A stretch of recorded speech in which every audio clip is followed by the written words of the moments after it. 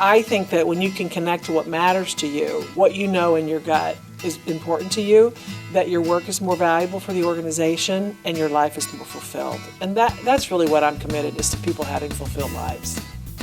So Chris Barbick is driving to work, and he's going to go teach school to, he was a school teacher at the time, to children that were really less fortunate. And he saw a guy on the side of the road with a jackhammer breaking up concrete. And he said to himself, I'd rather do that than go teach the kids the way they want me to, because it's not making a difference. And at that moment, he said to himself, I can do it differently. And Chris took about changing the game of education. He became a game changer. He stood for something. He had a commitment to kids. So he mortgaged his home to start a school. He got 2 or 3 teachers that were interested, and they went about really impacting education. So the thing I invite you to do is really look at what's your heart telling you and what are you going to stand for. And again, a stand is not something you just talk about. It's not something that's just a good idea. It's not something it'd be nice if it happened one day. It's something that you say, this shall be. When you closed your eyes a moment ago and you were thinking about what you'd like to change, what would that require you standing for?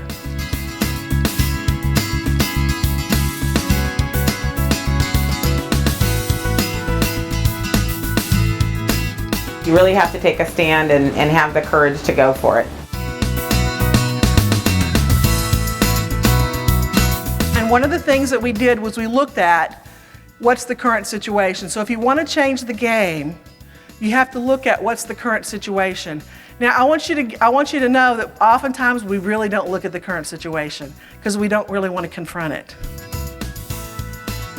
And sometimes we can't see it because we're like fish in water. So you can't see it. So it's really helpful to have a coach or a supporter or somebody helping you look what's really currently happening.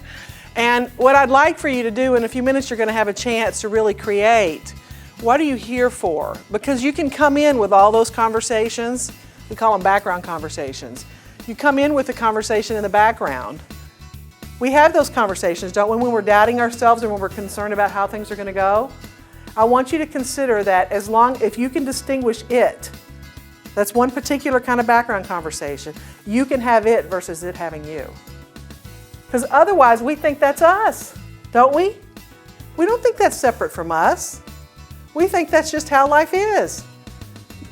Every one of you has a different gift. And I believe every one of you here is probably here for a different purpose. So the thing that I would invite you to, when you start to notice, and I will tell you, I have spent many a day trying to prove myself. And I was the only woman on the leadership team of the bank for probably 10 or 12 years. And when the guys would start agreeing on something that I knew really was not right, I would have this conversation with either I would try to prove my way. I didn't just stand boldly and say, look, I really think this is how this is. The conversation I would have in my head was, oh, they're smarter than me.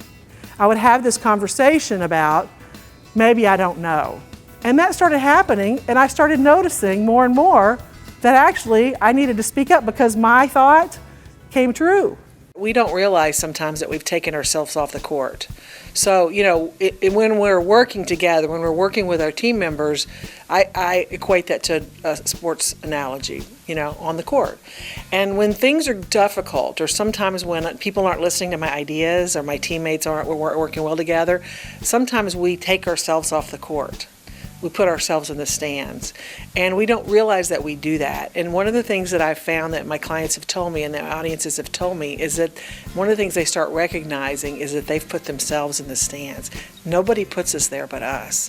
We take ourselves away. And once you can see that, then you have a choice.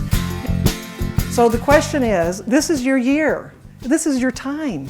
This is your opportunity. It's your time. You are people that can change the game. The question is, what will you do? What's one thing you'll take on?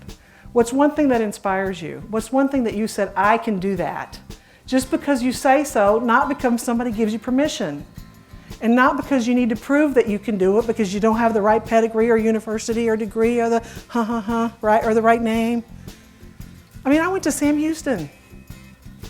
It wasn't a bad school, but I didn't go to Harvard, and I'm coaching PhDs from Harvard.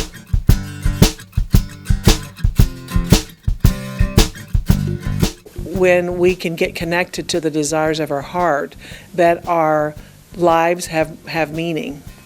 And it doesn't have to be to put a man on the moon. It can be to impact your team, or to impact your client, to do that. And so one of the things that happens out of my talks is that the audience members gets a sense of what matters to them. They get the idea that there's something that matters, and we give them some time to really look at that.